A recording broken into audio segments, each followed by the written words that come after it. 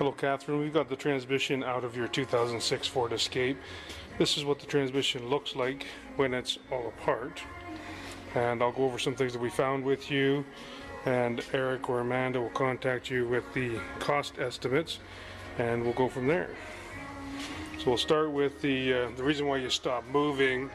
You can see all this black goop inside the bottom of the case, and this is the other side of the case. This case splits in half, so you can see all that goop in there. That's going to be clutch material. The black thing there is your filter, and the filter being an internal one, you can't actually change during service, so it's important to keep everything in as good a shape as you can in order to avoid the filter from plugging up. In your case, that's not what happened, but like I say, servicing on one of these transmissions where we can't change the filter is really important. So this is a one set of clutches here. You can see the steel plate is a uniform color. This clutch plate from here to here is a uniform color. This one here is actually darker than that one, and so this clutch has been slipping. You can see the darkening on the teeth here. So we do know that this clutch was slipping. Down here we've got another clutch that slipped quite badly. Again, here's an example of a clutch that didn't slip. So you see the steel plate is uniform colored here, and the clutch plate itself is uniform color. But when we look at this one, you can see that this has been superheated. It's a purple color. The clutch plate itself is damaged extensively, of course, from the slippage.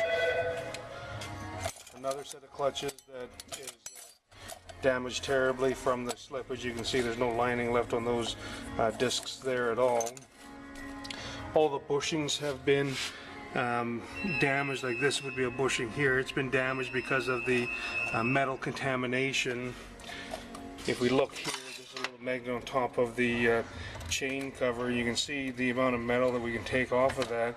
Obviously that's not supposed to be there. And the place that came from is going to be, there's a bearing that rides against this surface, and that bearing is right in here, and so this bearing has failed. You can see the pieces of the bearing. It's damaged the sun gear. The bushing in there is of course damaged as well, or the rest of the bushings. Again, it's just from the metal going through the unit that the bushings are all bad. So this part obviously is going to be our source of the metal, and so that obviously this whole assembly is going to have to be replaced.